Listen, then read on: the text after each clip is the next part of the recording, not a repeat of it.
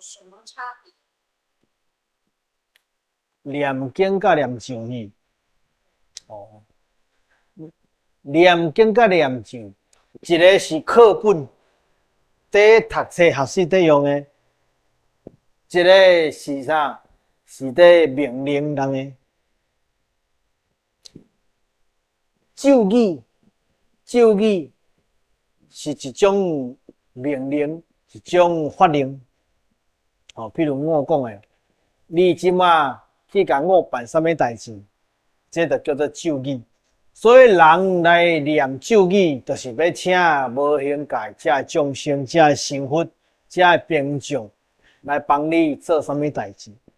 哦，譬如讲，这个咒念出来，哦，是要请神用的，按神听到的速度来教，是毋是有啥物困难，爱我来处理？哦，这个叫做咒。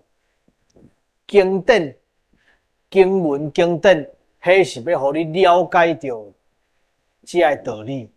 所以佛经当中，你甲看这佛经的内容，拢是像在教册共款，在甲你讲一寡道理，讲一寡你无了解的这个无形界的事情，安怎做才是正确的？哦，包括着咱地藏经内底所讲的，哦，今仔地狱内底安怎做啥物代志安怎，所以这拢是一种教育，哦，所以两个物件是无共款。